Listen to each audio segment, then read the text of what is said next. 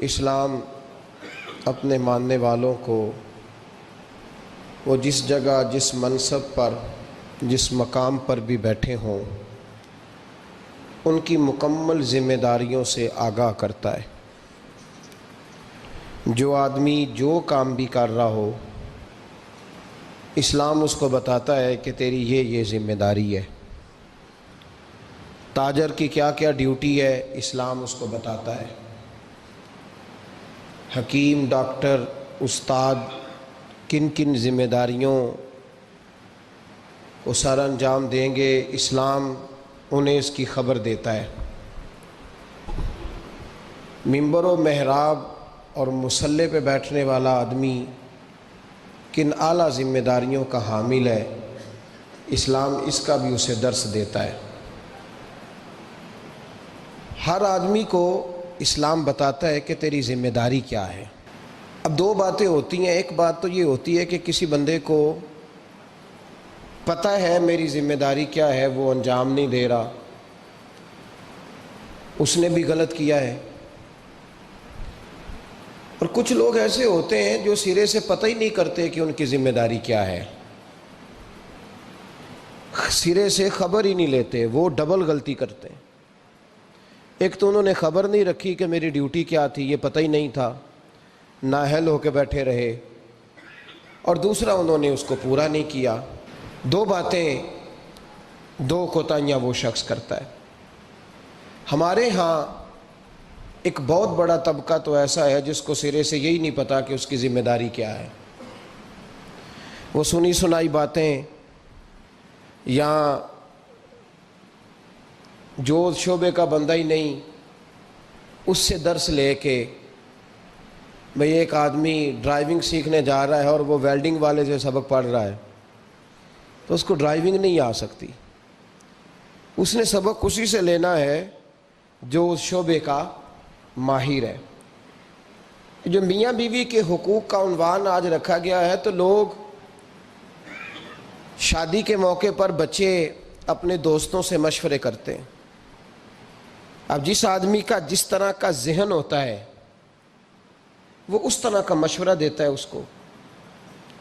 ایک شخص ڈکٹیٹر مزاج ہوتا ہے، کسی شخص کے ساتھ اس کی بنتی نہیں، وہ ڈنڈے کے زور پہ کام کرنے کا عادی ہوتا ہے، تو اگر ایسے شخص سے آپ مشورہ لیں گے تو وہ آپ کو کہے گا ڈنڈا اٹھا لو، اور بیوی بچے بات نہ مانے تو سارا دن ان کی پٹائی کرتے رہو۔ اب آپ نے مشورہ ہی ایسے بندے سے لیا ہے جو طبیعت ہی اس کی اس طرح کی تھی۔ کچھ لوگ یہ سمجھتے ہیں کہ بس مست رہنا چاہیے، بال بچے جو بھی کرتے ہیں ان کو کرتے رہنے دو۔ ایسے آدمی سے آپ مشورہ کریں گے تو آپ کو کہے گا یار تیری روٹی پکتی ہے نا، تو دھیان سے کھانا کھا، چھوڑ موج کر، جو ان کے نصیبوں میں ہوگا انہیں مل جائے گا۔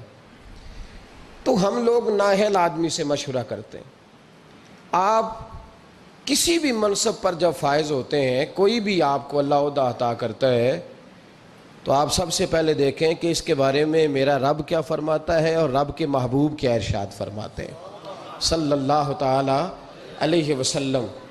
ان کی قرآن و سنت کی روشنی میں آپ اپنے معاملات کو ترتیب دیں گے۔ قرآن و سنت کی پہلی بات تو یہ ہے کہ میاں بیوی یہ سمجھتے نہیں کہ ہماری ذمہ داری کیا ہے۔ دوسری بات یہ ہے کہ جو لوگ مشورہ دے کے بھیجتے ہیں وہ پہلے سے مشورہ اس طرح کا دیتے ہیں کہ وہ مشورہ خوفناک ہوتا ہے۔ جو بچی گھر میں کام نہیں نہ کرتی تو اس کے گھر والے اس کو کہتے ہیں چل کوئی نہیں، بات ساس کے پاس جائے گی تو لگ پتہ جائے گا، یعنی اس کی پہلے سے ذہن سازی کی جاتی ہے کہ ساس کسی خوفناک چیز کا نام ہے، ساس کسی ایسی بلا کو کہتے ہیں جو کاٹ کھاتی ہے، پہلے سے ہی اس کو یہ بتایا جاتا ہے۔ تو جو بچہ شادی شدہ نہیں ہوتا تو اس کے گھر والے بھی اس کو کہتے ہیں کہ شادی ہوگی تو لگ پتہ جائے گا، تو اس کا پہلے سے ذہن بنا دیا جاتا ہے کہ شادی کے بعد تو بیگم نہیں لے کے آئے گا، تو اللہ معاف کرے کوئی ایسی صدا اکٹھی کر کے لائے گا جو تجھے لٹکا کے رکھے گی ہمیشہ۔ تو پہلے سے ہی ذہن غلط دیا جاتا ہے، سوچ غلط دی جاتی ہے۔ تو میرے بھائی یاد رکھیں، سمجھیں بات کو، ہمارے معاشرے کے اندر اصل فکر جو ہے نا وہ نہیں دی جاتی، اصل سوچ سے آگاہ نہیں کیا جاتا۔ قرآن مجید نے حقوق مقرر کیے، بیوی کے بھی اور اس کے خاوند کے بھی۔ سمجھ آ رہی ہے میری بات کی؟ اب دیکھیں، پہلی بات تو یہ ہے کہ ہمارے ہاں ہم یہ سوچنے کو اور یہ پوچھنے کو تیار ہی نہیں، شادیاں ہو گئیں، وقت گزر گیا، پتہ ہی نہیں میاں بیوی کے حقوق کیا ہے۔ اس کے بعد اگلی بات یہ ہے کہ جس کو پتہ چل جاتا ہے نا، ایک تیسرا پہلو بھی ہے، اس کو سمجھ لیں تمہید کے طور پر بات عرض کر رہا ہوں۔ ہمارے زمانے میں لوگ حقوق دینے کے قائل نہیں، حقوق بولیے دینے کے قائل۔ آج تک سب حقوق لینے کے لیے احتجاج کرتے ہیں، اللہ کرے کو دینے کے لیے بھی احتجاج شروع کر دے۔ یہ احتجاج ہوتا ہی نہیں کہ میں نے حقوق دینے ہیں، احتجاج یہ ہے کہ میں نے حقوق۔ اچھا، اب میاں صاحب کو حدیثیں سنائی جاتی ہیں جب تو وہ گھر جا کے وہ والی حدیثیں سناتے ہیں جن میں خاوند کی شان ہوتی ہے، خاوند کی، اور بیوی نے بھی وہ کلپ نکال کے رکھا ہوتا ہے جس کے اندر سارے حقوق ہی عورتوں کے بتا دیے جاتے ہیں۔ وہ بھی اخبار کا وہ ٹکڑا سنبھال کے رکھتی ہے جس ٹکڑے پہ لکھا ہوتا ہے کہ اسلام عورت کو بڑے حقوق عطا کرتا ہے۔ تو تین باتوں کا خیال کریں۔ سب سے پہلے تو میرے بھائی اس بات کا خیال کریں کہ ہم نے حقوق سیکھنے ہیں انشاءاللہ تعالی، اور اس کے بعد دوسرا اس بات کا خیال کریں کہ حقوق سیکھ کر ان پر عمل کرنے کی کوشش کرنی ہے، اور تیسرا یہ بھی خیال فرمائیں ہمیشہ کہ مانگنے والا بھکاری ہوتا ہے، دینے والا سخی ہوتا ہے۔ تو حقوق مانگتے نہ پھریں، حقوق دینے کی کوشش کریں۔ جو حقوق دینے والے ہیں وہ سخی ہوتے ہیں۔ پتہ نہیں آپ کو سمجھ آئی ہے میرے جملے کی کہ نہیں آئی؟ حقوق دینے والے اور مانگنے والے، تو بھکاری بن کے نہ پھریں کہ میرا حق مجھے دے دو، بلکہ سخی بن کے پھرو کہ میری خیر صلاح ہے، آؤ جس نے حق لینا ہے میں سب کے حقوق ادا کرنے کو تیار ہوں۔ سخی بن کے وقت گزاریں، بھکاریوں کی طرح نہیں گزاریں۔ قرآن مجید فرقان حمید نے میاں بیوی کا جو رشتہ بیان کیا ہے نا، اس رشتے کو آپ سمجھیں جو قرآن پاک نے میاں بیوی کا رشتہ بیان کیا۔ کہن لباس لکم وانتم لباس لہن، فرمایا بیویاں تمہارا لباس ہیں اور تم ان کا لباس ہو۔ وہ تمہارا لباس ہیں اور تم، اللہ اکبر، کیسا خوبصورت لفظ قرآن پاک نے، ہن لباس لکم وانتم لباس لہن، فرمایا وہ تمہارا لباس ہے اور تم، سمجھ آ رہی ہے نا جی بات کی؟ وہ تمہارا لباس ہے اور تم ان کا لباس ہو۔ تین خوبیاں تو ہر لباس میں ہوتی ہیں، تین چیزوں کے لیے لباس پہنا جاتا ہے۔ تین چیزیں، تین قسم کی آسائشیں لباس میں پائی جاتی ہیں، اس پر تو تمام مفسرین کا اتفاق ہے۔ سب سے پہلی چیز، لباس جو ہوتا ہے وہ بندے کو گرمی اور سردی سے بچاتا ہے۔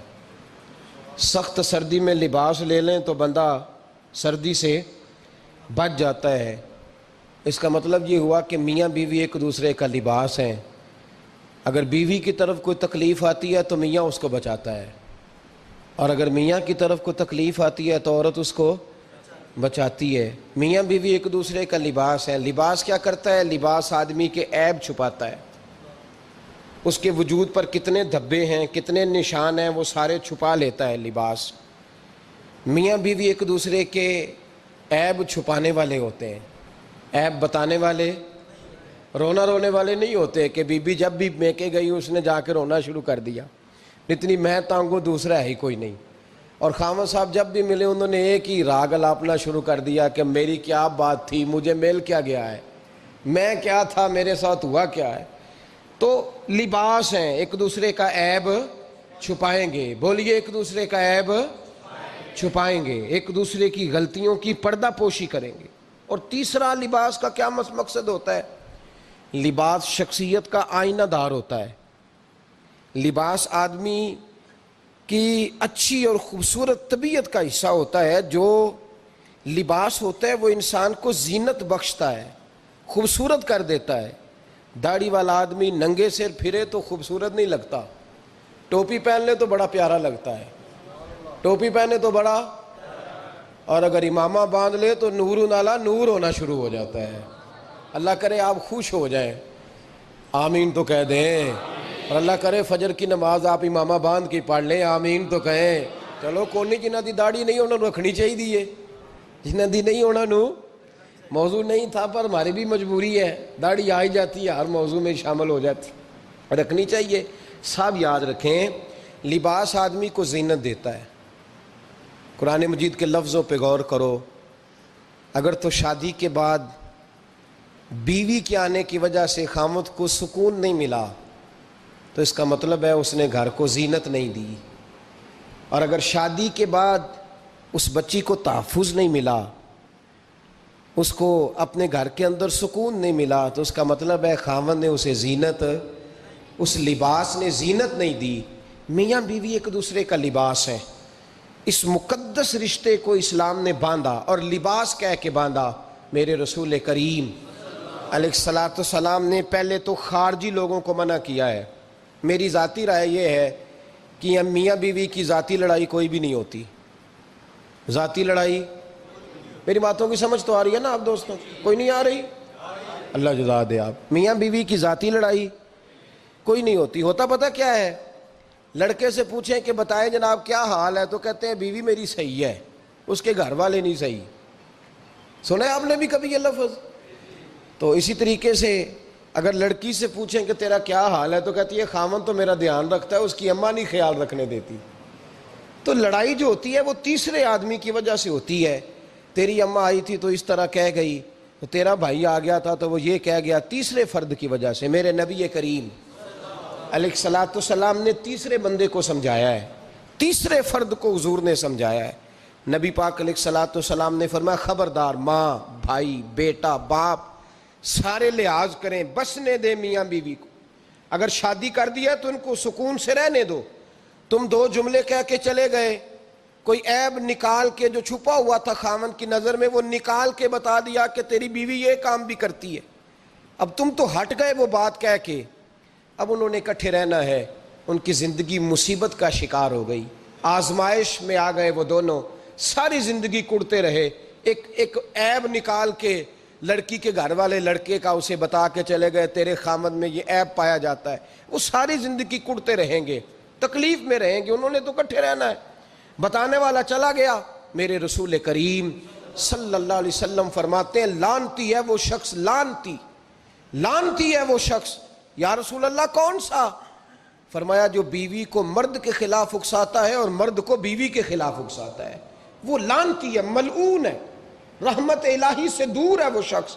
انہیں قریب کرنے کی کوشش کر, تو ان کے اندر محبت پیدا کرنے کی کوشش کر.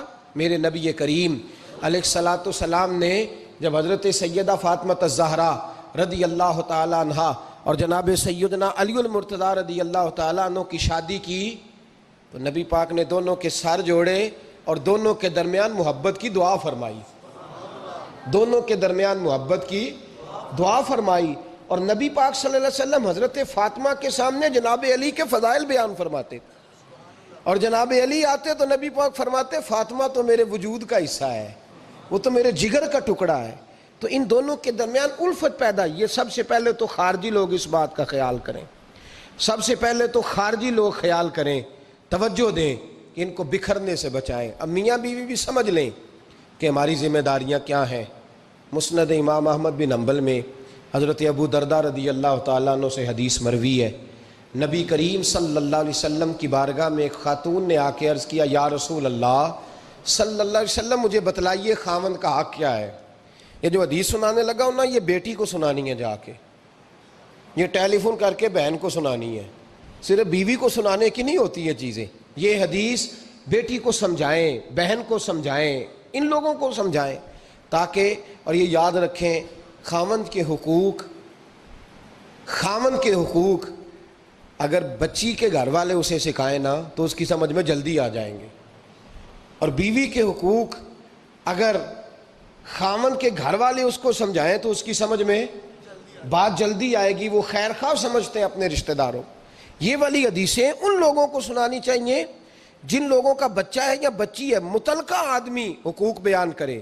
جب متبادل چیز کسی کے سامنے آتی ہے تو وہ کئی دفعہ سمجھتے ہیں کہ خلوص اس میں پورا نہیں پایا جاتا.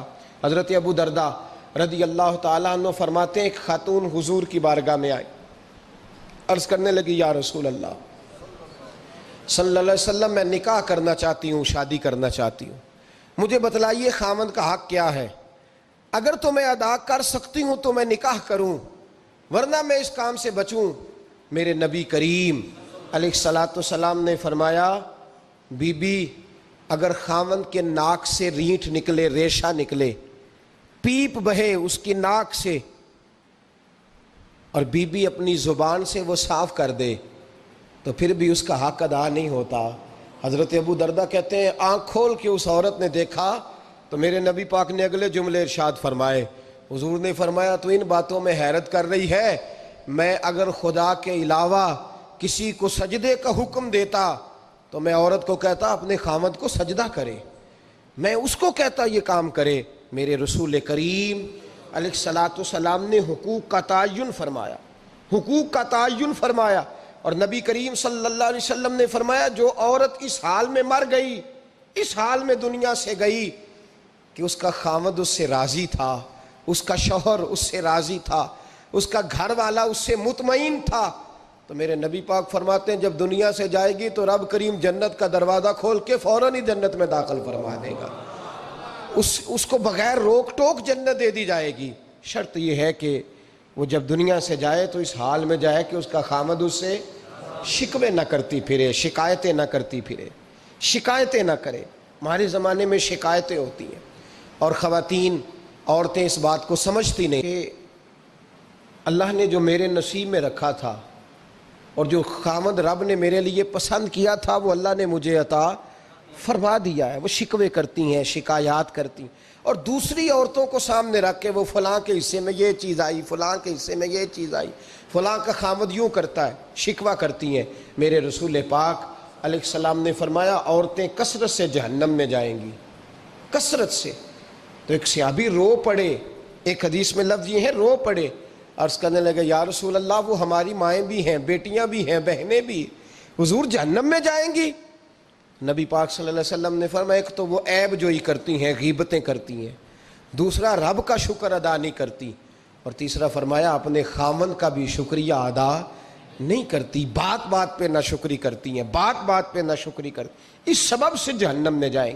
عورت کے حقوق کا تعین فرمایا، اور ساتھ ہی میرے رسول پاک علیہ السلام نے مرد کی طرف توجہ فرمائی، اور کیا خوبصورت لفظ ارشاد فرمائے، فرمایا تم میں ہر آدمی اپنے آپ کو اچھا سمجھتا اور اچھا کہتا ہے، ہر آدمی کہتا ہے، لیکن کوئی اگر مجھے آ کے پوچھے گا کہ محبوب آپ کی امت میں اچھا کون ہے، تو حضور فرماتے ہیں میں اسے اچھا سمجھوں گا جو اپنے گھر والوں کے حق میں اچھا ہے، جو اپنی بیوی خیرکم لأہلہ، تم میں سے بہترین وہ ہے جو اپنے گھر والوں کے لیے اچھا ہے۔ اور فرمایا جاؤ میرے گھر جا کے پوچھ لو وانا خیرکم لأہلہ، میں تم سب سے زیادہ بڑھ کر اپنے گھر والوں کے لیے اچھا ہوں، تم میں بہترین وہ ہے جو اپنے گھر والوں کے لیے، بال بچوں کے لیے، بیوی کے لیے اچھا ہے۔ رسول کریم علیہ الصلاۃ والسلام نے خاوند کو حکم دیا اور ارشاد فرمایا کہ عورت ٹیڑھی لکڑی ہے، بیچاری کو اللہ نے عقل پوری نہیں دی۔ ایک بچہ چھوٹا ہوتا ہے، ہمیں پتہ ہوتا ہے کہ اس کا شعور پورا نہیں، اگر کوئی غلطی کرے تو کیا اسے نکال دیا جاتا ہے گھر سے؟ بولے، چھوٹا بچہ ہے وہ کئی دفعہ بڑا نقصان کر دیتا ہے، آپ کیا کہتے ہیں؟ اسے مارتے ہیں، کلاڑی لے آتے ہیں اس کے لیے؟ اس طرح کرنا چاہیے، اس کے ابے کو بلا لینا چاہیے، بےعزتی کرنی چاہیے پنچایت میں بٹھا کے کہ یہ غلطی کی ہے تیرے بچے نے۔ بھائی دادا یہ کام کرتا ہے؟ بولے نا، کیوں نہیں کرتا؟ وہ کہتا ہے ہمارا بچہ نہ سمجھ ہے، اپنا پوتا ہے، ہمارا اپنا ہے، اگر ہم اس کا باہر نکالیں گے تو بڑا کام غلط ہو جائے۔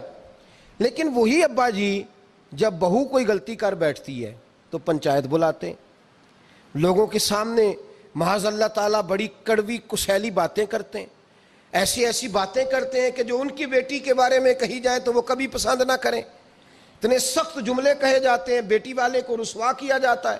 میرے نبی کریم علیہ الصلاۃ والسلام نے فرمایا یہ ٹیڑھی لکڑی ہے، بیچاری کو اللہ تبارک و تعالیٰ نے اپنی حکمت کے تحت عقل عادی عطا فرمائی ہے، تم اگر چاہو گے سیدھی کرنا تو یہ ٹوٹ جائے گی، سیدھی نہیں ہوگی۔ حضور کیا کریں؟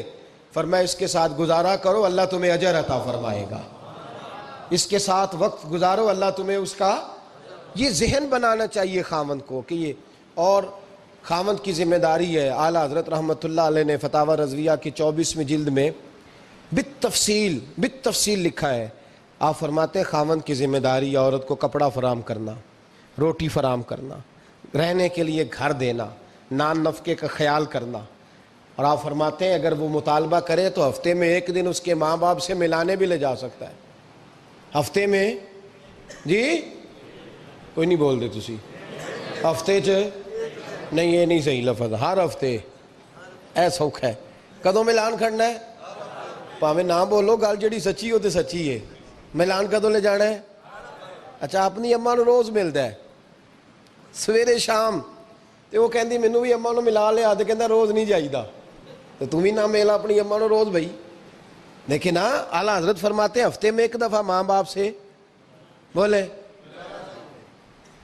بیٹی کا پیار ماں باپ سے زیادہ ہوتا ہے کہ بیٹے کا؟ لو تو سارے نو پتہ ہے، یعنی تسی گھٹ کر دے ہو نا تاں بیٹی دا نام لیا جے۔ صحیح بات کر رہا ہوں؟ تو جس کا پیار زیادہ ہے اس کو روک دیا، کہتے نہیں روز نہیں جائیدا، سال بعد جائیں، بلکہ ان تے اللہ خیر کرے، اللہ پاک فضل کرے۔ داماد صاحب کی عزت ہی نہیں نہ ہوتی، اس کو آنکھوں پہ بھی اٹھائے تو کہتے ہیں تیرے گھر دے میری عزت نہیں کر دے۔ پتہ نہیں ان تو عزت بھائیا کیڑی شاید نہ رکھیا ہے، وہ کیڑی ہے جڑی تینوں چاہیے ہے، اللہ ہی بہتر جانتا ہے۔ عزت نہیں کرتے تو لہذا میرا پروٹوکول نہیں، پھول لے کے کھڑے نہیں ہوتے گلی میں، وہ باہر نہیں نکلتے، وہ اشتہار نہیں چھاپتے کہ داماد صاحب آ رہے ہیں۔ اور ویسے بھی میں کہاں جاؤں، مطلب یہ کہ چپس بھی نہیں ہے، انہوں نے سنگ ماربر بھی نہیں لگوایا ہوا، تو میں کیسے جاؤں، میری شان کے خلاف۔ اعلیٰ حضرت فرماتے ہیں ہر ہفتے وہ بیٹی جو ہے، تو بیٹیاں بیٹیاں ہوتی ہیں، اور یہ تو اس دن پتہ چلتا ہے نا جب اپنی بیٹی بندہ ڈولی میں ڈالتا ہے، پھر پتہ چلتا ہے کہ دل کرتا ہے ہر ہفتے اس کو ملنے کو، دل کرتا ہے کہ وہ آئے، چہرہ دکھائے، ایک دفعہ مل جائے، ہر ہفتے اس کو ملوانے لے کے جائے، اس کی غلطیاں معاف کرے، اس کے عیبوں پہ پردہ ڈالے، اس کی کوتاہیوں کا خیال کرے، اس سے درگزر کرے۔ میرے نبی کریم صلی اللہ علیہ وسلم نے فرمایا میں اپنی امت کو حکم دیتا ہوں کہ اپنی بیوی سے بغض نہ پالنا، بغض نہ پیدا کرنا، کوئی غلطی کرے تو بغض نہ پیدا کرنا، بغض نہ رکھ لینا سینے میں کہ تو ہے ہی ایسی، تو ہے ہی، بغض نہ پالنا۔ اور کیا خوبصورت لفظ ہیں حضرت خدیجہ الکبریٰ کے سرتاج کے، اور کیا لفظ ہیں جناب سیدہ آمنہ کے لال کے۔ میرے نبی پاک فرمانے لگے اگر تمہیں اپنی بیوی کی کوئی عادت ناپسند ہے تو غور کر لو، ڈھونڈ لو، اس میں ایسی بھی عادت تمہیں ضرور مل جائے گی جو تمہیں بڑی پسند ہوگی۔ ڈھونڈ لو، غور کر لو، مل جائے گی، کوئی ایسی بھی مل جائے گی جو تمہیں بڑی پسند ہوگی، وہ بھی تمہیں مل جائے گی۔ ڈھونڈو تو صحیح، تلاش تو کرو، بغض کی اینک نہ لگانا، بغض کی اینک لگا کے دیکھو گے تو کچھ نہیں ملے گا۔ نبی رحمت سید عالم صلی اللہ علیہ وسلم، پہلی بات یہ ہے کہ اللہ کے حبیب نے تعین فرمایا، اور پھر عملی طور پر حضور نے وہ چیزیں کر کے دکھائیں۔ حضرت سیدہ طیبہ طاہرہ جناب فاطمہ کو نبی پاک نے رخصت فرمایا۔ حضرت علی کے گھر کے سارے کام جناب فاطمہ کرتی تھی، سارے کام، کسی ایک جگہ بھی شکایت نبی پاک صلی اللہ علیہ وسلم نے نہیں فرمائی کہ میری بیٹی سارے کام کرتی ہے، بلکہ حضرت اسماء کے بارے میں سیاستہ میں روایت ہے، جناب ابو بکر صدیق کی صاحبزادی، یہ نبی پاک صلی اللہ علیہ وسلم کے پھپھی زاد بھائی حضرت زبیر بن عوام، عشرہ مبشرہ صحابہ، ان کے گھر میں بیاہی گئی تھی۔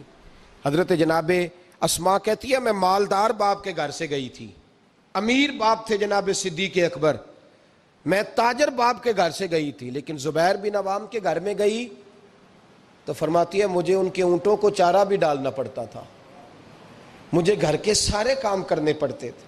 فرماتی ہے میں چنے پیس کر جانوروں کے لیے میں خوراک بھی تیار کرتی تھی، اور وہ چلے جاتے تھے تو میں ان کے گھوڑے کی دیکھ بھال بھی کرتی تھی، لیکن قربان جائیں جناب اسماء فرماتی ہیں ایک دن بھی میں اپنے باپ کے گھر شکایت لے کے نہیں گئی۔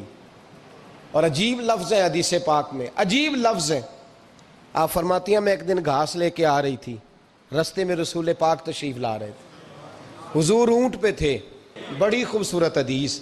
حضرت اسماء فرماتی ہیں میں خامند کے گھر میں کام کاج کرتی تھی، میں چارہ لے کے آ رہی تھی، اونٹ پہ حضور تشریف لائے، نبی پاک نے اونٹ کو بٹھایا، اونٹ بیٹھ گیا تو حضور نے فرمایا اسماء میرے پیچھے بیٹھ جاؤ، میں تمہیں گھر تک چھوڑ دوں۔ تو جناب اسماء رو پڑی، کہنے لگی محبوبہ میرا خامد بڑا خوددار ہے، بڑا غیرت والا ہے، اس نے مجھے جس حال میں رکھا ہے میں اسی حال میں راضی ہوں۔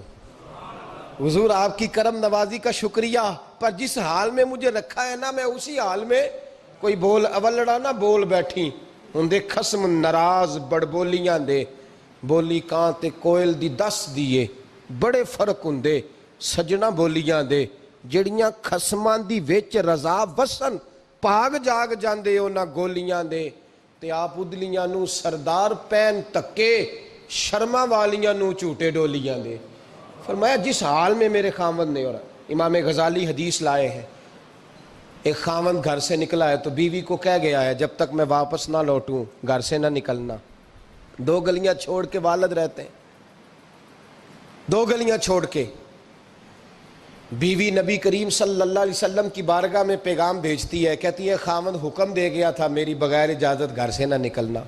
اب تو بیوی کہتی ہے میں پڑھی لکھی ہوں، کل میں ایک اسکالر کو سن رہی تھی، وہ کہہ رہا تھا بیوی کے بڑے حقوق ہیں، جو مرضی چاہے کر سکتی ہے، اور اللہ خیر کرے اگر بیوی بی ایڈ کر لے پھر تو معاملہ ہی ختم ہو گیا۔ وہ کہتی ہے تو مجھے کر فارغ، میں سویرے، اور سن لیں حدیث یاد رکھ لیں، نبی پاک صلی اللہ علیہ وسلم نے فرمایا جس بی بی نے اپنے خامد سے بلا وجہ طلاق کا مطالبہ کیا بغیر سبب شرعی کے، جس عورت نے اپنے خامد سے طلاق مانگی، حضور فرماتے یہ نہیں فرمایا کہ لے لی، جس نے طلاق خالی مطالبہ کیا لے لی، وہ اب تو روز آپ دیکھ لیں کورٹ کچہری میں بیویوں نے دعوے پہ دعویٰ کیا ہوا ہے، خامدوں کی طرف سے بھی زیادتی ہوتی ہے، اس میں شک نہیں، میں سائڈ کو سیف نہیں کرتا، بڑے ظلم ہوتا ہے، آج بھی جہالت کی بات کرتے ہیں بعض لوگ، لیکن چھوٹی چھوٹی باتوں پہ دعوے ہو جاتے ہیں عدالتوں میں۔ نبی کریم علیہ السلام نے فرمایا جس عورت نے بلا وجہ اپنے خامد سے طلاق کا مطالبہ کیا رب کریم اسے جنت کی خوشبو بھی عطا نہیں فرمائے گا، جس نے صرف مانگی ہے اسے خوشبو نہیں دے گا۔ خامد جہاد پہ چلا گیا، کسی سفر پہ چلے گئے، کہہ گئے میری اجازت کے بغیر گھر سے نہ نکلنا، والد بیمار ہو گئے، خاتون حضور کی بارگاہ میں پیغام بھیجتی ہے، کہتی ہے یا رسول اللہ خامد حکم دے گیا تھا گھر سے نہ نکلنا، والد بیمار ہے، کیا حکم ہے؟ نبی پاک نے فرمایا چاہے تو جا سکتی ہے پر خامد کی اطاعت کرے گی تو اس کے لیے زیادہ بہتر ہو جائے گا۔ 2-4 دن کے بعد پھر پیغام بھیجتی ہے، کہتی ہے محبوبہ باپ شدید بیمار ہے، حکم کیا ہے؟ نبی پاک علیہ السلام نے فرمایا چاہے تو جا سکتی ہے، کیونکہ حضور شارع ہے نا، مختار ہے شرعی معاملات میں، کسی کو چاہیں تو کسی چیز کی بھی اجازت عطا فرما سکتے ہیں۔ فرمایا میں اجازت دیتا ہوں جا سکتی ہے پر خامد کی اطاعت میں رہے گی تو اس کے لیے بہتر۔ حد ہو گئی بھائیو، حد ہو گئی۔ عرض کرتی ہے حضور باپ انتقال کر گیا ہے، باپ انتقال کر گیا، بیٹی ہوں کیا کروں، رہ نہیں سکتی۔ حضور نے فرمایا میں اجازت دیتا ہوں چلی جائے پر خامد کی فرما برداری کرے گی تو بہتر ہو جائے گا۔ صحابہ کہتے ہیں پہلے وہ پیغام بھیجتی تھی، جب باپ کا انتقال ہوا تو اس شام مصطفیٰ نے پیغام بھیجا، فرمایا پتہ کرو گئی تو نہیں، پتہ کرو گئی تو نہیں۔ صحابی نے واپس آ کے عرض کی حضور کوئی نہیں گئی۔ فرمایا جاؤ اسے جا کے میری طرف سے خوشخبری دے دو کہ تو نے اپنے خامد کی فرما برداری کی ہے، رب کریم نے تجھے بھی بخش دیا ہے، تیرے باپ کی بھی بخشش فرما دی، تیرے اس عمل نے تیرے باپ کی بخشش کا سبب بنا دیا ہے۔ میرے بھائی جڑیاں خسماں دی وچ رضا وسن پاگ جاگ جاندے ہو نہ گولیاں دے ان کو، اور یہ تعلیم میں نے کہا بیٹی کو دینے والی، یہ بہن کو بتانے والا مسئلہ، یہ اپنے گھر کے اندر ترویج کرنے والا دین ہے۔ میرے نبی کریم علیہ السلام نے حکم دیا، ارشاد فرمایا کہ یوں کریں، اور عورتوں کو نبی پاک نے تاکید فرمائی، فرمایا تم مجھے گارنٹی دو کہ 5 نمازیں پڑھو گی، روزے رکھو گی، شرعی پردے کی حفاظت کرو گی اور اپنے خامند کی فرما برداری کرو گی، تم 4 باتوں کی گارنٹی دو، میں اللہ کا رسول ہو کے تمہیں جنت کی گارنٹی عطا کرتا ہوں۔ اور یہ بھی یاد رکھیں جس گھر میں میاں بیوی کا سلوک نہیں ہوتا وہ گھر سارا تباہ ہو جاتا ہے، وہ سارا گھر اذیت کا شکار رہتا ہے، اور آپ کو پتہ ہے سب سے زیادہ نقصان کس کا ہوتا ہے؟ اس گھر کے بچوں کا۔ وہ بچے ٹوٹ پھوٹ کا شکار ہوتے ہیں، انہیں سمجھ نہیں آتی کہ باپ کی طرف جائیں کہ ماں کی طرف جائیں۔ جس گھر کے اندر میاں بیوی کا سلوک نہیں ہوتا، جس گھر کے اندر میاں بیوی میں محبت نہیں ہوتی، ان دونوں کے درمیان جب پیار ہوتا ہے، ان دونوں کے درمیان جب محبت ہوتی ہے، ہمارے ہاں تو ایک دوسرے کے رشتہ داروں کی طرف دیکھنا ہی لوگ پسند نہیں کرتے، میرے نبی کریم علیہ السلام کا کمال یہ تھا کہ جناب ختیجہ کے وہ بچے جو پہلے شوہر سے تھے، ایک دفعہ وہ بچے وہ کلمہ پڑھ گئے، مسلمان ہوئے۔ حضرت ختیجہ کا وہ بیٹا جو پہلے شوہر سے تھا، حضرت ختیجہ کے بھائی نہیں، بہنیں نہیں، بیٹا جو پہلے شوہر سے ہے، ایک دن وہ بیٹا آیا تو حضرت عائشہ صدیقہ فرماتی ہے حضور حجرے میں تھے، بچہ باہر بولا، نبی پاک کے کانوں میں آواز گئی تو حضور فرمانے لگے او ہو یہ تو ختیجہ کا بیٹا آ گیا ہے، تو میرا بیٹا آ گیا ہے۔ فرماتی ہیں دوڑ کے حضور گئے، گلے سے لگایا، پیار کیا، محبت فرمائی نبی پاک صلی اللہ علیہ وسلم۔ تو اللہ کے رسول صلی اللہ علیہ وسلم تو زوجہ کے گھر والوں کے ساتھ، بلکہ کنز المال میں حدیث ہے، حضرت عائشہ صدیقہ رضی اللہ تعالیٰ عنہ فرماتی ہیں دوپہر کو حضور قیلولہ فرماتے تھے، آرام کرتے تھے۔ اس وقت میں اکثر صحابہ ملنے نہیں آیا کرتے تھے، پتہ ہوتا تھا یہ محبوب کے آرام کا وقت ہے۔ ایک دن ایک بوڑھی بی بی ملنے آ گئی، اور بی بی جب آئی تو بغیر وقت کے آ گئی۔ جناب عائشہ فرماتی ہیں کہ میں نے کہا کہ یہ شاید جانتی نہیں، بہرحال آ گئی ہے۔ تو کہتے ہیں وہ خاتون آئی تو نبی پاک صلی اللہ علیہ وسلم کا چہرہ کھل اٹھا اسے دیکھ کے۔ حضور نے بڑا زیادہ وقت عطا کیا، دیر تک بیٹھے، اس کی باتیں سنتے رہے، محبت کے ساتھ جواب دیتے رہے۔ جب فارغ ہو گئی تو اس نے کہا حضور میں جاؤں؟ نبی پاک نے فرمایا ٹھہر جاؤ۔ حضور نے کتنے تحفے تیار کیے، غلام کی ڈیوٹی لگائی، گھر تک پہنچائے۔ حضرت عائشہ صدیقہ فرماتی ہے نبی کریم صلی اللہ علیہ وسلم لیٹ گئے، میرے دل میں خیال آیا حضور آرام کر رہے ہیں، رات کو جب واپس آئیں گے عشاء کے بعد تو پوچھوں گی یہ عورت کون ہے، لیکن جب میں اٹھ کے نبی پاک کے قریب گئی تو اللہ کے رسول تو بیدار ہیں۔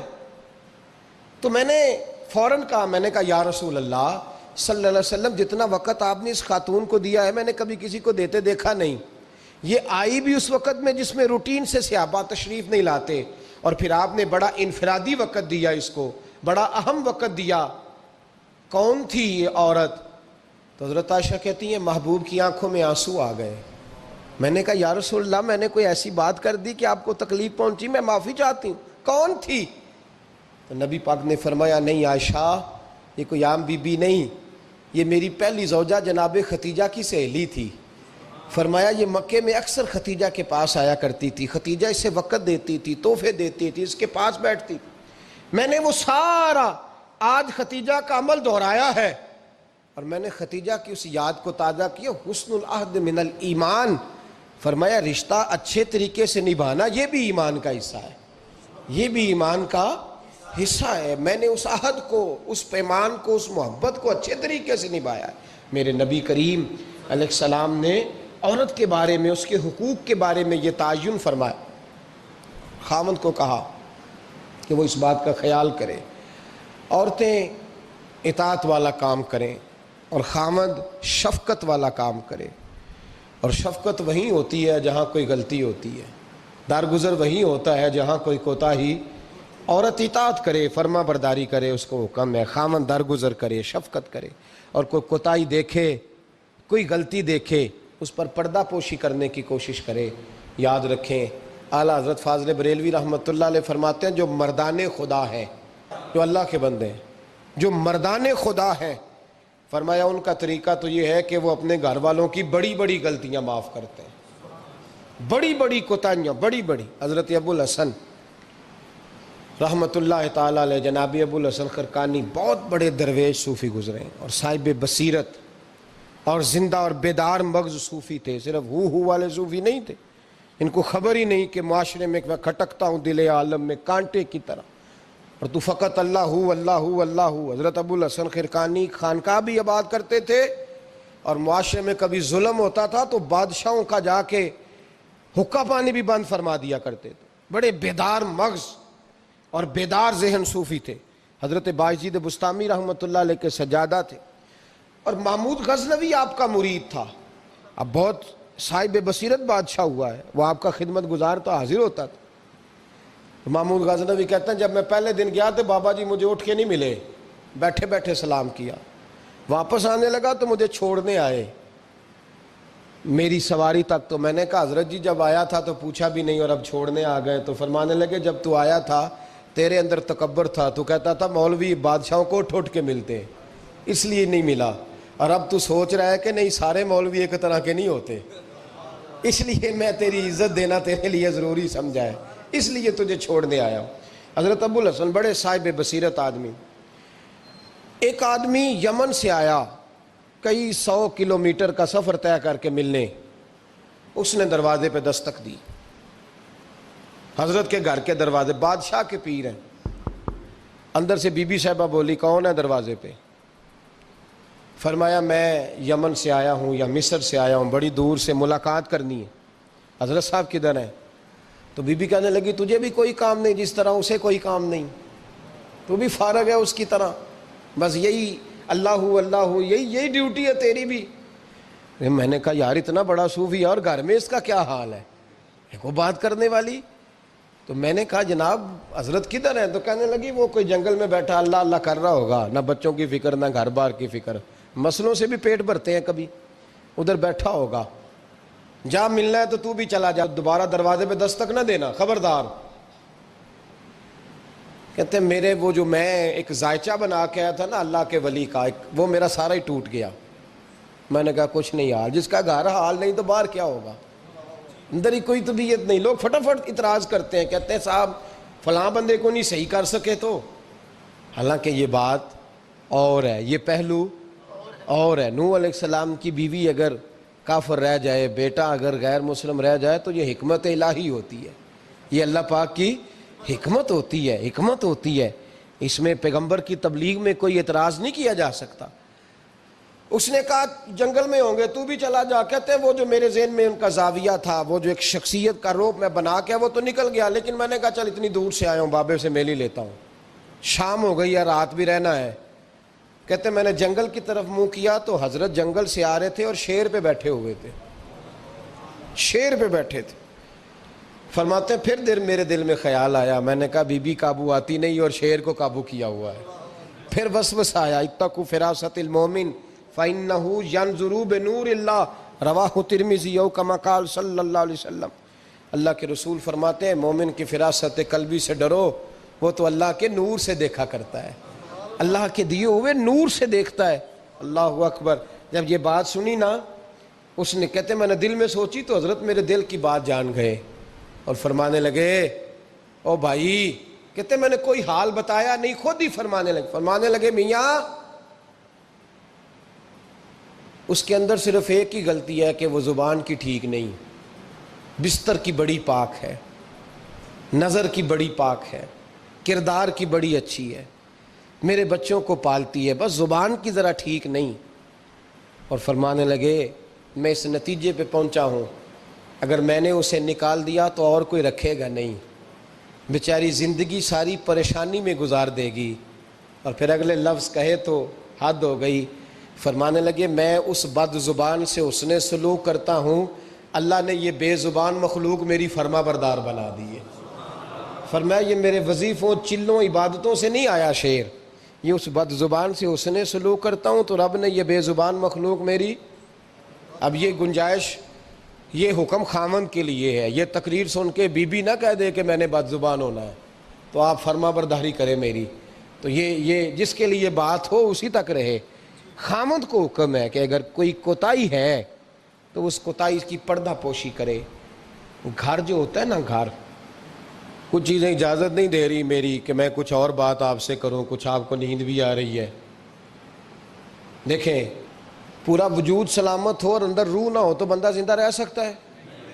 جڑے نہیں بولے انہیں رہ لینا میرا خیال۔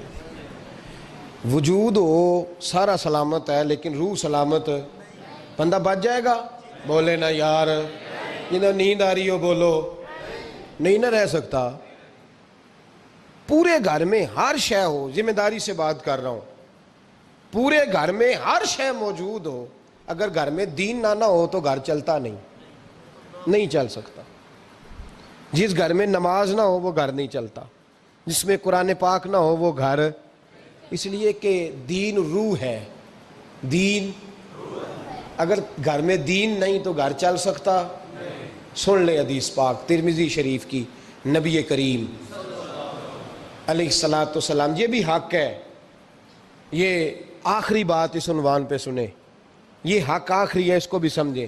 ترمذی شریف میں نبی پاک علیہ السلام نے فرمایا، دعا دی حضور نے، نبی پاک فرماتے ہیں اللہ اس بی بی کو جزائے خیر دے، اللہ اس پہ رحم فرمائے جو سویرے اپنے خامند کو نماز کے لیے جگاتی ہے، اور اگر نہ اٹھے تو پانی ڈال کے جگاتی ہے، اور فرمایا اللہ اس خامند پر رحم کرے جو سویرے اپنی بیوی کو نماز کے لیے جگاتا ہے، اور اگر نہ اٹھے تو پانی ڈال کے جگاتا ہے، رحم کرے۔ سب سے زیادہ حق میاں بیوی کا ایک دوسرے کا ساتھ یہ ہے کہ انہیں دیندار بنائے۔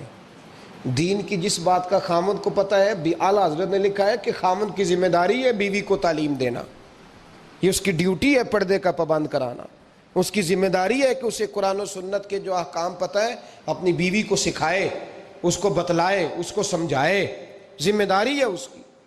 فرمایا اللہ اس پہ رحم کرے، ذمہ داری ہے، ایک دوسرے کو مذہب سے آشنا کریں، پیار کے ساتھ محبت کے ساتھ قائل کریں۔ خامند بڑی باتوں میں روٹھ جاتا ہے، اگر کبھی اس بات پہ بھی روٹھ جائے کہ آج نہیں روٹی کھانی تیرے ہاتھ کی، انہیں نماز ہی نہیں پڑھی تو آج نہیں میں نے تیرے ساتھ کوئی بات کرنی اس لیے کہ تیری آواز گلی میں نے سنائی دی ہے مجھے، تو خامند کو چاہیے کہ اسے دینداری سکھائے۔ عورت کو بھی چاہیے کہ وہ کہے صاحب تھوڑی روٹی کھا لینی ہے لیکن مہربانی کریں حلال رزق لے کے آئیں، مجھے زیادہ کپڑوں کی ضرورت نہیں، میں پرانے پہ گزارا کر لوں گی لیکن میرے بچوں کے حلق سے ہرا نہیں گزرنا چاہیے کہ دینداری ایک دوسرے کو سکھائیں، ایک دوسرے کو۔ حضرت سلطان باہو کا نام تو سنا ہوگا آپ حضرات نے، الحمدللہ کافی لوگوں نے سنا ہوگا۔ حضرت سلطان باہو رحمۃ اللہ علیہ کے جو والد تھے ان کا نام تھا حضرت بازید، جاگیردار تھے، دنیا دار تھے، بہت بڑے مالدار تھے۔ فرماتے ہیں مذہب کی طرف میرا رجحان نہیں تھا، چوتھی شادی کی بی بی راستی کے ساتھ۔ بی بی صاحبہ بڑی نیک تھیں، بی بی صاحبہ کہتی ہیں میرا دل کرتا تھا میرا خامد بھی نمازی ہو جائے، اور عام دنیا دار نہیں تھے، 7 جاگیروں کے مالک تھے۔ بڑا مشکل ہوتا ہے، پیران نظام کے آستانوں پہ غریب لوگ رہ گئے ہیں، جڑا 4 جماعتاں پڑھ جائے یا پیسے آ جائیں انہوں نے تو کسی پیر دی لوڑ ہی کوئی نہیں، اور اگر بندہ مالدار ہوتے کئی پیروں دے آپ مرید ہوندے نے، وہ کہتے ہیں مینوں آپ کنے پیر سلوٹ کر دیں۔ ایک صاحب نے میری ایک دفعہ افطاری کی تو کہنے لگے آپ کی افطاری ہے، اس جگہ ایک اجتماع سے میں نے بیان بھی کرنا تھا، تو واپسی پہ ان کے ہاں انہوں نے مجھے فوٹویں دکھانی شروع کر دی۔ اب یہ بھی ایک مسئلہ ہے نا، کیا کہتے ہیں اس کو، سیلفی جی، ہاں بڑے بڑے سیانے بندے ساری دیہڑی یہی کام کر دے رہے اور کم ہی کوئی نہیں سرے، تو وہ مجھے تصویریں دکھانے لگے، اے پیر صاحب دی بھی میں دعوت کیتی، اے پیر صاحب دی بھی میں دعوت کیتی، اے پیر صاحب دی بھی میں دعوت کیتی، اے پیر صاحب دی بھی میں دعوت، 14-15 پیر مجھے گنوا دیے۔ تو کھانے تو بعد مینوں کہنے لگے کہ تسی دوبارہ کدو آؤ گے؟ میں کہا جدو تسی 200 بندے نو میرا بھی نام دس لو گے ادو آ جائیں گے۔ اب مالدار آدمی ہے نا، تو اب بعد میں مجھے ایک دو دفعہ انہوں نے فون کیا، میں کہا وہ بڑے بڑے پیران دی اس لسٹ میں اپنا نام نہیں شامل کرانا چاہتا، میں نے تو نہ چھوٹیاں جی رہن دے بھائی، ہم بچتے ہیں اس کام سے، بچتے ہیں ایسے آدمی سے۔ وہ کسی درویش نے کہا تھا جس کی ہر بات میں پوشیدہ ہو نشتر کی چبھن، ایسے ہر صاحب احسان سے ڈر لگتا ہے، بچنا چاہیے۔ تو مالداروں کے تو آپ بڑے مرید ہوتے ہیں، کئی پیر حاضریاں دیتے پھرتے ہیں، کئی مولوی دستے نگر ہوتے ہیں، معاذ اللہ، اللہ خودداری اور عزت نفس عطا کرے، آمین تو کہہ دیجئے، دینداری کے اللہ توفیق عطا فرمائے۔ تو بہت بڑے جاگیردار تھے حضرت سلطان باہو رحمۃ اللہ علیہ کے والد۔ بی بی صاحبہ کہتی ہے نمازی بنانا تھا خاوند کو، کس کو؟ کس نے بولے؟ کس نے نمازی بنانا ہے؟ اور بیوی کو کس نے بنانا ہے؟ پکی گل ہے جی۔ میں ایک کونسلر صاحب نوں میں کہا ماشاءاللہ جیت گئے ہو؟ کہندے ہاں جی۔ میں کہندے جی کوئی حکم ہوئے تو میں دسو۔ میں کہ حکم ہے کہ تسی اپنے ہلکے دے بندیاں دی ڈیوٹی لانی، کیڑا نماز حاضری لانی ہے، کیڑا نماز پڑھنا ہوندا ہے تے کیڑا نہیں ہوندا۔ کہنے لگے بڑے سیانے نکلے ہو، پہلا مینوں ہی وسیتے واڑ چھڑیا جی، میں جاؤں گا تے دوجیاں دی حاضری لاں گا نا۔ تو خاوند نمازی بنائے گا بیوی کو تو اس سے پہلے خود بنے گا تو بنائے گا نا جی۔ تو اگر خاوند کہہ دے تو پڑھیا کر، میرے پیچھے نہ لگی تو کتنی جنی کو تو پڑھنی اونی میں پڑھنی ہے نا۔ تو آج میں ایک دوست کو کہہ رہا تھا بچے وہ کام نہیں کرتے جو آپ کہتے ہیں، اور میں نے جمعے میں بھی کہا تھا بچے وہ کرتے ہیں جو ہمارا عمل دیکھ کے بچے چلتے ہیں، صرف بات پہ عمل نہیں کرتے۔ بی بی راستی کہتی ہے میں نے ٹھان لی کہ میں نے اس جگیردار کو، وڈیرے کو، اس موٹے بڑے چودھری کو میں نے نمازی بنانا اور بنا کے دکھانا ہے نمازی۔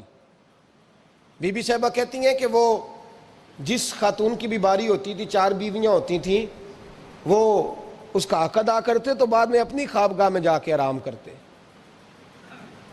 ان کا جو خادم تھا ملازم، وہ رات کو دودھ کا پیالہ انہیں دینے جاتا تھا، سونے سے پہلے ان کے پاس دودھ کا پیالہ پہنچتا تھا۔ تو بی بی صاحبہ کہتی ہیں میں نے رات کو ملازم سے کہا دودھ دینے تو نہیں جائے گا، میں جاؤں گی۔ کہ میں آدھی رات کو دودھ کا پیالہ لے کے حاضر ہوئی۔ تو کیسے آئی؟ میں نے کہا بی بی ہوں، آ گئی ہوں، تو اب مہربانی کریں۔ میں نے کہا اگر اجازت دیں تو آپ کے پیر نہ دبا دوں؟ چل دبا دے۔ بی بی کہتی ہیں پیر دباتے دباتے میں نے کہا اگر اجازت دیں تو صبح نماز کے لیے جگا دوں؟ یہ نماز کی تبلیغ ہو رہی ہے۔ تو بابا جی پتہ کیا کہتے ہیں حضرت بازید؟ کہنے لگے تو مجھے جانتی نہیں، خبردار مجھے تبلیغ کرنے کی کوشش کی، اس گھر میں رہنا ہے تو سانس اونچا نہ لینا، پتہ ہے تو کس کے ساتھ بھی آئی، خبردار۔ کہتے میں چپ کر کے آ گئی۔ اگلے دن پھر دودھ لے کے پہنچ گئی تو انہوں نے آنکھ کھول کے دیکھا میری طرف، پھر آ گئی ہے۔ میں نے کہا اب میرے خاوند ہیں، میرے سر کے تاج ہیں، پیر دبا دوں؟ کہ دبا دو۔ کہتے ہیں میں نے 10 منٹ پیر دبائے تو میں نے کہا اگر جان کی امان پاؤں تو فجر میں جگا دوں؟ میں نے جلال فرمایا۔ کہنے لگے تجھے کہا تھا نا کہ مجھے کسی کا مشورہ قبول نہیں، تو کون ہوتی ہے مجھے بات کرنے والی، چل دوڑ جا۔ بی بی صاحبہ کہتی ہیں میں 10 دن جاتی رہی۔ کتنے دن؟ انہوں نے سختی بھی کی، برا بھلا بھی کہا، اور کئی دن یہ بھی کہا کہ کل آئی تو پھر یاد رکھنا۔ کہتی ہیں 10ویں دن میں گئی تو حضرت بازید کہتے ہیں میرے دل میں خیال آیا یہ جان چھوڑنے والی نہیں، یہ باز نہیں آئے گی، اور چلو ہے بھی تو میری بیوی، غلط بات بھی کوئی نہیں کر رہی، کہہ بھی نماز کر رہی ہے۔ کہنے لگے اگر میں سویرے اٹھ جاؤں تو پھر دوبارہ تو نہیں آئے گی، تو دوبارہ تو نہیں آئے گی۔ یہ دیکھیں میاں بیوی کا آپس میں رشتہ، سویرے اگر میں اٹھ جاؤں نماز کے لیے تیرے کہنے پہ تو میری جان چھوڑ دے گی تو؟ بی بی صاحبہ کہنے لگی میں دوبارہ نہیں آؤں گی، آپ مہربانی کریں سویرے اٹھ جائیں۔ کہنے لگے چل تو میری بیوی ہے، ایک بار مان لیتا ہوں تیری بات، سویرے جگا دینا۔ بی بی راستی کہتی ہے میں پہلے سو کے اٹھا کرتی تھی، وہ رات میں سوئی نہیں۔ کہتی ہے میں ساری رات رو کے گزار دی، ساری رات، اور بیدار رہ کے گزار دی۔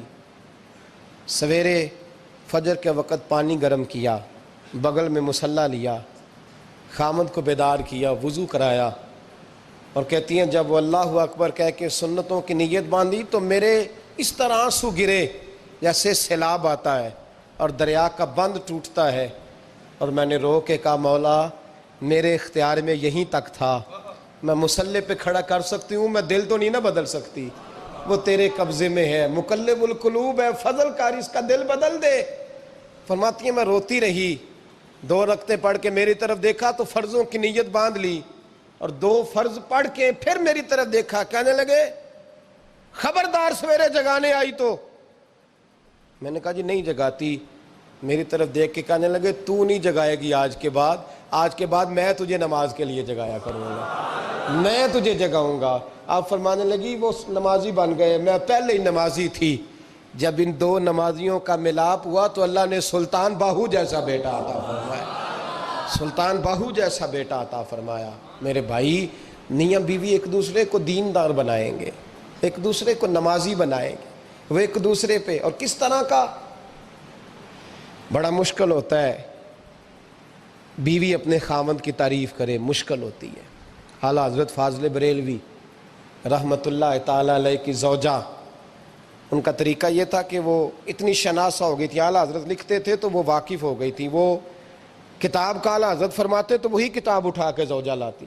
اس زمانے میں قلم بنتے تھے اپنے ہاتھوں سے، لوگ چھری لے کے اس کے ساتھ قلم بنایا کرتے تھے، تو قلم بنا کے سیاہی رکھتی، کاغذ کئی دفعہ ڈانٹ دیتے، اعلیٰ حضرت کئی دفعہ ڈانٹ دیتے، لیکن اماں جی سنتی۔